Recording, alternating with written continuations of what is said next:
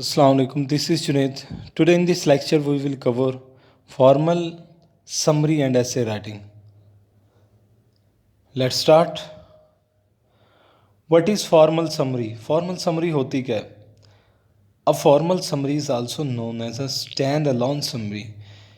ऐसी समरी होती है जो कि अकेली स्टैंड अलोन का मतलब है जो कि तनहा खड़ी होती है because it provides all the information need to act alone, क्योंकि ये सारी इन्फॉर्मेशन देती है हमें तमाम वो सारी ज़रूरी इन्फॉर्मेशन देती है जो कि अकेली यानी कि अकेले खड़े होके अपने आर्ग्यूमेंट्स को प्रूव कर सके। और in place of the original paragraph की जगह पे खड़ी हो गए या वहाँ उसकी जगह उसकी प्लेस लेके हमें तमाम वो इन्फॉर्मेशन दे जो कि ज़रूरी हैं, तो that is called your summary. The type of summary is a piece of writing often used when writing a college paper।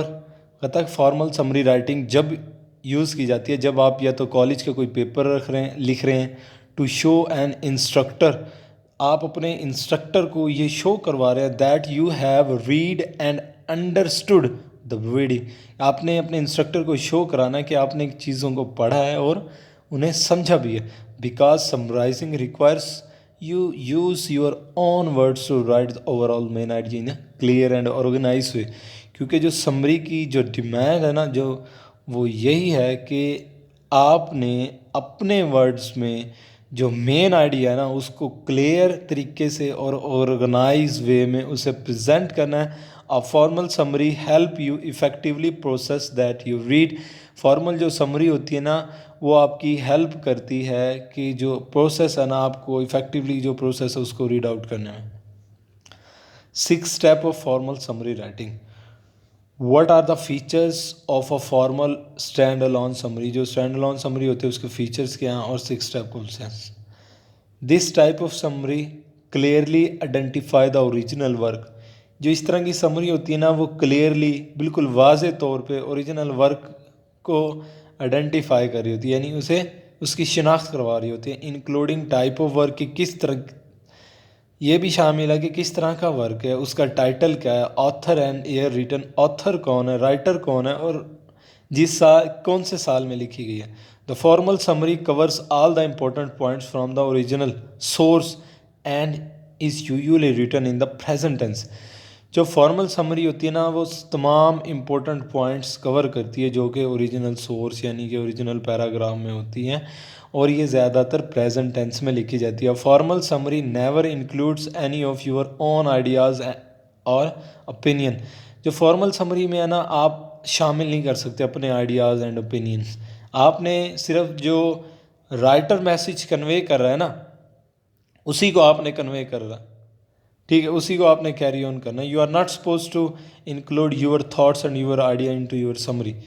If you include your ideas that would not be a formal summary.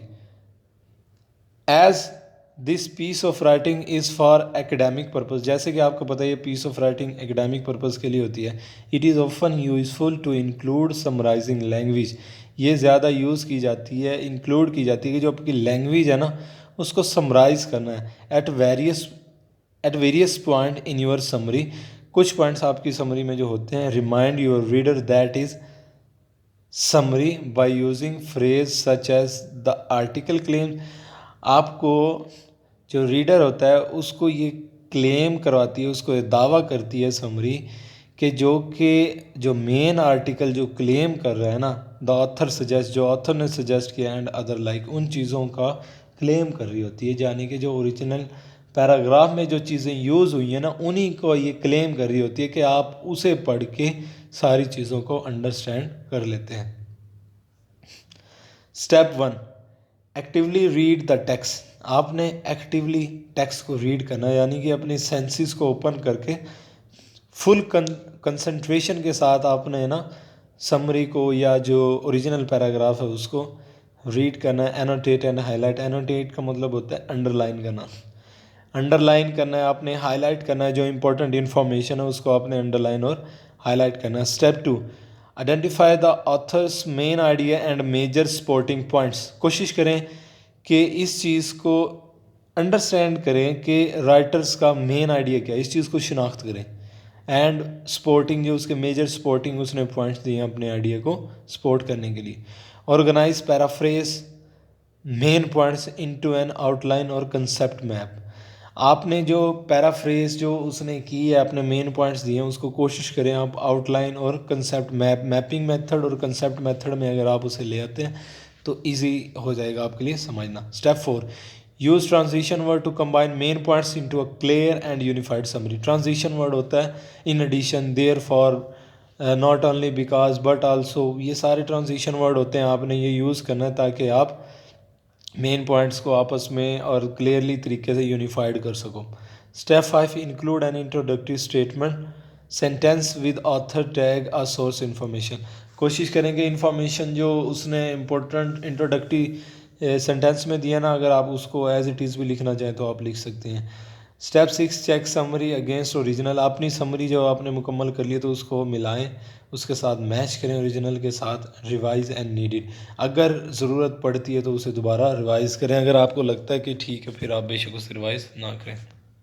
Writing essay. Writing एसे क्या होता है? सबसे पहले आता है आपका pre writing. ठीक है, प्री राइटिंग का मतलब होता है आप ऐसे राइट करने से पहले जो आप ड्राफ्ट बनाते हो, that is called pre writing. अच्छा, in a way the same general idea applies to writing ऐसे। ये जो जनरल आइडिया होता है ना, आपने अप्लाई करना अपनी राइटिंग ऐसे के दौरान। We use the term pre writing to refer to a work you do on your essay before you actually begin writing a draft of it। ये जो प्री राइटिंग है ना, मोस्टली ये कहा जाता है कि जब आप अपना पीस ऑफ राइटिंग लिखने से पहले जो आप एक ड्राफ्ट बनाते हो ना, ठीक है, जो प्री राइट कहलाता है, जो कि आप जैसे आप कहते हो रफ अमल, जैसे आप क्वेश्चन रफ अमल पे लिखते हो, तो ये that is called pre writing.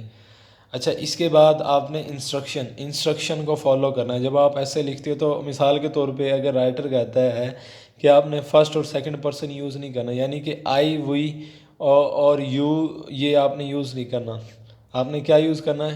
He, she, it. तो आपने इंस्ट्रक्शन को फॉलो करना। ऑडियंस को देखना है कि ऑडियंस का किस चीज़ में इंटरेस्ट है। अगर आप ऑडियंस के मुताबिक कोई ऐसे आप सेलेक्ट नहीं करते, अगर आप ऐसी पीस ऑफ राइटिंग लिखते हो जो इंटरेस्टेड नहीं है, तो लोग उसे यूजुअली इग्नोर कर देते हैं।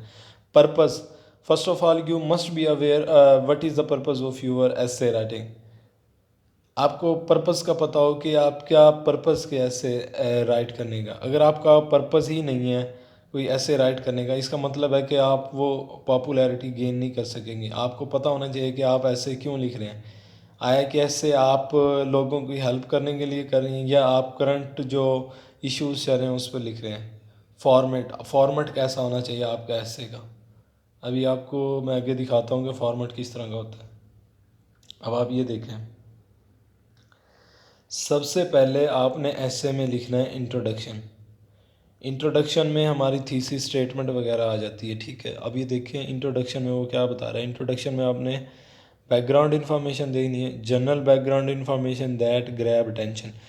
ठीक है, आपने जनरल इन्फॉर्मेशन देनी है जाके जो लोगों की अटेंशन को हासिल करे। More specific background information to lead into the thesis. जो थीसिस स्टेटमेंट होते हैं ना, वो ये होती है जो कुछ आप ओवरऑल ऐसे में आप बयान करने जा रहे हो ना, तो उसमें आप इंट्रोडक्शन की जो पहली 2 से 3 लाइनें होती हैं ना, वो थीसिस स्टेटमेंट होती है। ठीक है, फिर थीसिस स्टेटमेंट ये भी आ गया आपका यहाँ पे। बैकग्राउंड देने के बाद थीसिस स्टेटमेंट लिख दिया आपने। अच्छा, मोस्टली थीसिस स्टेटमेंट स्टार्ट में होती है, तो आप भी कोशिश करें ना कि स्टार्ट में ही लिखें। टॉपिक आपने उसमें फिर टॉपिक जो है उससे रिलेटेड आपने लिखना है। आउटलाइन यूर की पॉइंट्स, जो आपकी अपने की पॉइंट्स आपने बताए उसकी आउटलाइन बनानी है। अब ये बॉडी आ जाती है। बॉडी में ए पॉइंट्स सपोर्टिंग पैराग्राफ होते हैं सारे, फिर हर पैराग्राफ का एक टॉपिक सेंटेंस होता है, ठीक है। यानी कि आपका जो एक ऐसे के अंदर 15 पैराग्राफ है ना, तो वो 15 के 15 पैराग्राफ इस मेन टॉपिक से रिलेट करेंगे, लेकिन हर पैराग्राफ की जो पहली 2 से 3 लाइनें होंगी वो टॉपिक सेंटेंस होता है, और जो बकिया जितने भी टेंसेस होते हैं ना आपके, ठीक है, वो उसको सपोर्ट कर रहे होते हैं उस पहली 1 या 2 लाइन को जो आपने ऐसे में या पैराग्राफ में बयान किए, वो आर्ग्यूमेंट्स होते हैं। इसी तरह सपोर्टिंग पैराग्राफ 2, फिर सपोर्टिंग पैराग्राफ आपका 3 आ जाता है, फिर स्पोर्टिंग पैराग्राफ, ये आप ऐसे चलता जाता है। फिर आपका कंक्लूजन आ जाता है। कंक्लूजन के अंदर आपने क्या लिखना है, आपने समरी लिखनी है, रिव्यू द की पॉइंट्स। जो आपने की पॉइंट्स आपने ऊपर लिखे हैं, इंट्रोडक्शन में बयान किए हैं, आपने उन्हीं को समराइज़ करना है, कंक्लूडिंग थाट्स।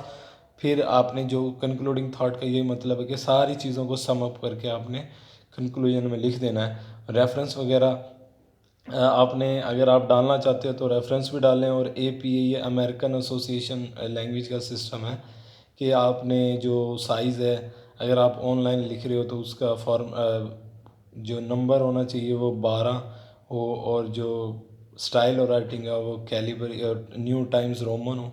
ठीक है, 1-1 इंच मार्जिन हो, सारे पेज में हेडर फुटर लगे हो, तो ये सारी चीज़ें ना इसमें APA फॉर्मेट में आ जाती है। ठीक है। Generate idea from reading and on economical, classical, political and cultural ideas. अब मिसाल के तौर पे आप कोई ऐसे पढ़ रहे हैं तो आपने आइडियाज़ को कैसे इवेल्युएट करना है। आपने इकोनॉमिकल तरीके से उसे पढ़ना है। मिसाल के तौर पे आप कोई चीज़ पढ़ रहे हैं तो आप उसे इकोनॉमी के हिसाब से देखें। ठीक है, अपनी सोसाइटी के हिसाब से देखें, अपने पॉलिटिकल हिसाब से देखें, अपने कल्चर के हिसाब से देखें। जब आप ये आइडियाज़ जहन में रख के पढ़ेंगे ना किसी भी चीज़ को, तो आपको इजीली समझ में आ जाएगी। Narrow down your topics. Topic को नैरो डाउन करने का मतलब ये है कि आपने जब सारी चीज़ें पढ़ी हैं तो उसको आपने सम अप करना, यानी कि छोटे पैराग्राफ में आपने उसे, तो ये नैरो डाउन योर टॉपिक होता है। Make outline. जब आपने अपने टॉपिक को, मिसाल के तौर पे एक डायमेंशन आपने कोई सी सिलेक्ट कर ली इनमें से, ठीक है, इकोनॉमी पे कर ली, सोशल पे कर ली, पॉलिटिकल पे कर ली, किसी पे भी आपने एक डायमेंशन कर ली। उसके बाद आपने सिर्फ नैरो हो गया ना टॉपिक, 4-5 में से सिर्फ आप एक पे फोकस करा। उसके बाद आपने आउटलाइन बनाई। आउटलाइन का स्ट्रक्चर हमने पीछे देखा है। फिर आपने थीसिस स्टेटमेंट लिखनी है। थीसिस स्टेटमेंट क्या होती है, जो कि आपका मेन जो टॉपिक है उसको आप हाँ या ना में बता रहे होते हो। मिसाल के तौर पे क्लाइमेट चेंज पे आता है तो आपने डायरेक्ट उसे बताना है कि क्लाइमेट चेंज क्या है। पहली 2-3 लाइनों में बताना है कि जो राइजिंग लेवल है सी का वो भर रहा है और ग्लेशियर्स वगैरह पिघल रहे हैं, और हमारा मौसम है या तो बहुत ज़्यादा गर्मी है या बहुत ज़्यादा सर्दी है। तो ये आपने स्टार्टिंग में बताना है। फिर आपने जो हर पैराग्राफ है, जो आपने एक एक बात कही है, उसको आपने इलेबोरेट करना, अपने आर्ग्यूमेंट्स देने हैं। सपोर्टिंग आर्ग्यूमेंट्स, यही आर्ग्यूमेंट्स है कि आपने अपने दलाइल वगैरह देने हैं। सो होप सो, उम्मीद है आपको वीडियो पसंद आई होगी। लाइक करें, शेयर करें, सब्सक्राइब करें। अल्लाह करें इंशाल्लाह नेक्स्ट वीक मुलाकात होगी नेक्स्ट लेक्चर में।